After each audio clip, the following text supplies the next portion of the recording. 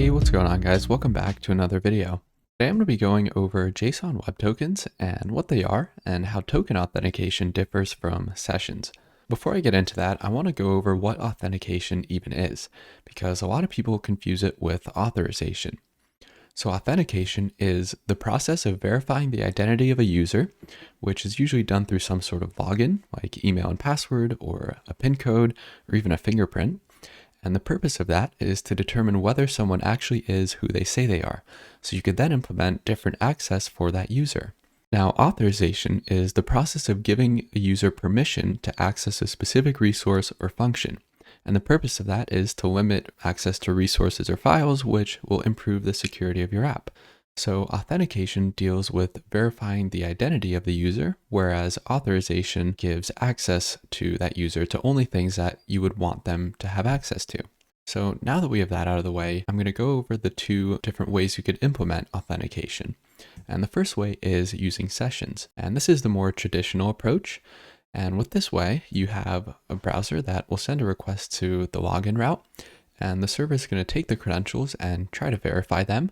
And if they're valid, it'll create a session in the database or in the server memory or even in Redis. And then it'll return a session ID back to the client. And that session ID will then get stored in a cookie on the browser. And cookies are just pieces of data that are stored on the browser and are then sent with every subsequent request. So when the user makes another request, that session ID will be sent in the cookie, and the server will take that ID and try to look up the session in the database. And if the session's valid, then the user is authenticated and it'll return a response. And every subsequent request is going to send that cookie with the session ID. With tokens, it's going to start off the same way, where the user makes a request to the login route, and the server is going to take the credentials and try to validate them.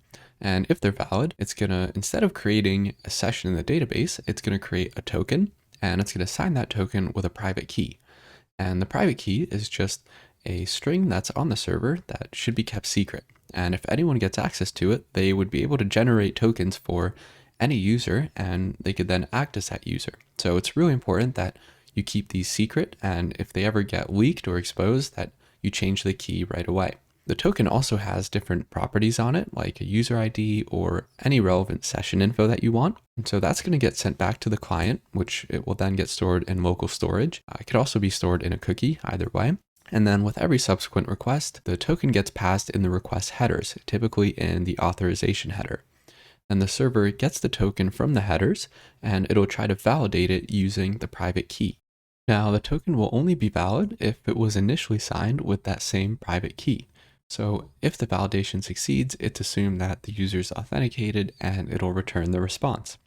And with every request, it's going to do this validation. So now I want to go over the differences between the two. With sessions, the server has to look up the session on every request to validate it, whereas with tokens, the server just tries to decrypt the token and validate the signature. There's no lookup in the database. With sessions, the authentication state is stored on the server, either in the database or in memory, whereas the token is stateless. All the info is in the token and nowhere else.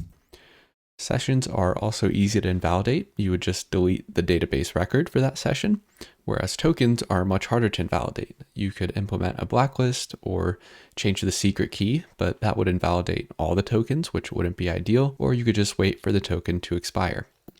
For sessions, the data is private because it's on the server, whereas with tokens, the token data could be decoded by anyone who gets access to the token, and we'll see that later. And lastly, sessions are vulnerable to CSRF attacks, whereas tokens are vulnerable to cross-site scripting. And I'm not going to go in depth onto what those are, but you can look them up if you want.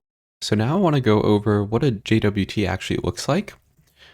So I'll go on a website called JWT.io, and if you scroll down, you'll see that this is the token. And it's made up of three different parts, all separated by a dot. And the first part is the header. And the header is just a JSON object that has the encryption algorithm type, which is HS256, and then the token type, which is JWT. And so it's going to take this JSON object and it's going to base64 URL encode it. And that's the first part. And the second part is the payload. And the payload is another JSON object, and here is just a list of custom properties that we want to add to the token. So this is where you would put your relevant session data. So you could have a user ID or a username. You could have an expired property or whatever you want to add. And that'll make up the second part. And again, it's base64 URL encoded. And the thing to note is that this is encoded. It's not encrypted. So anybody can take this and just decode it. And they don't need to know your secret or anything. So all of this data is public. You could just paste in a token that you find on the internet and you'll be able to see the header and the payload. So it's really important to not have anything private on these tokens. And the last part is the signature. And now the signature is created by taking the header and the payload. So this first part, and it's going to hash it using the secret. The way that a hashing function works is it takes an input and it'll mathematically convert it to a fixed length output. And this output will always be the same given the same input. So every time that we take this header and payload and we try to hash it using the same secret, we will always get this signature. And you could see that if we change the payload, you'll see that the signature changes because when it goes to hash this new object that we modified, it'll output a different result. And when we change it back, it'll get that same string. This signature ensures that the token was signed with the same secret. If I just go down here and I change this to test, and then I duplicate this tab, and we'll get this same token. You could see that the signature is the same and the payload's the same because we have the same secret and the same header and payload. But if I go in here and I add a letter to the secret, you'll see that although the payload and the header didn't change, the signature changed because when the hashing function ran using the new secret, it output a new value. And so this signature, VAB, is different from the first token, which is 5MH. So when our server tries to verify a token, it'll first sign the token, send it to the user, and then when the user uses that token in a request, the server will take the header and the payload, and it's going to run the hash function using the secret stored on the server, and it's going to get an output, and it's going to compare that output to the signature of the token, and it's going to see if they match. And if it matches, then the token will be valid. But you could see here, if someone were to generate a token with the same header and payload, but a different secret, this output of the hash will be different from the original token that was signed. So we'll know that the token is not valid. And another thing to note with hash functions is given just the output, it is practically impossible to get the original input. And so that's why we have to take the original input and hash it and then compare that value to the signature as opposed to just taking the signature and trying to decrypt it somehow. With hash functions, you can't do that. So I hope that all made sense, and you guys can play around with JWTs on the website if you'd want, but I want to get back to the notes and go over some best practices.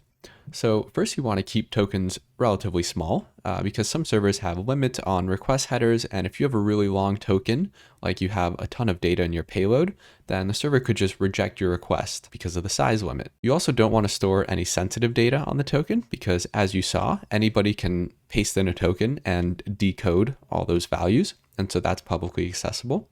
You also want to have short expirations with tokens because if a user's token gets compromised, you wouldn't want somebody else to use it for a long time and be able to act as that user. You're also going to want to implement refresh tokens so that the user doesn't have to keep signing in if their normal access token expires. And I'm going to go over that in a second. And lastly, you want to set the issuer and audience properties on the token payload just to ensure that you know exactly where the token is being signed from and who it is intended for. So it just adds some context and some more security. The last thing I want to go over is refresh tokens. So refresh tokens are used to generate new access tokens without having to re-authenticate the user. So for example, the user is going to make a request to the login route and they'll get back an access token and a refresh token. And they're going to use that access token for every subsequent request. And let's say the access token has a short time to live, like 5 minutes. So after 5 minutes, the token is going to expire. And when they try to make a request, the server will error and say that the token's no longer valid, it's expired. Now, it would not be ideal if we signed the user out and the user had to re-authenticate and go through the login process and get another access token every 5 minutes. So instead, the user is going to see if they have a refresh token, And if they do, they'll make a request to /refresh, for example, and they're going to pass that refresh token. And then the server is going to validate the refresh token. And you could think of this as a long-term token. And if it's valid, it'll generate a new access token and return that to the user. And so the user will then just use this new access token for every subsequent request. And once that one expires, it'll try to get a new one from the refresh route. You can see that there's a question mark here, because if you're using refresh token rotation, then every time you refresh an access token, you will also get a new refresh token to use on the next request. So that's the general flow of refresh tokens. As I mentioned before, refresh tokens are used to obtain new access tokens without having to re-authenticate the user. And refresh tokens can also be compromised and used to continually generate new access tokens. And some ways to enhance the security of refresh tokens is to use a refresh token rotation, which is basically a one-time use for refresh tokens, so that every time someone hits the refresh endpoint, you would generate a new access token along with a new refresh token for the next request. Or you could also create a whitelist of refresh tokens so that only refresh tokens in that whitelist are valid. So that's it for this video. Thank you guys so much for watching. I hope it was helpful and that you guys learned something. Hit the like button if you enjoyed and subscribe if you haven't already. It would help me out a ton, and I'll see you guys in the next one.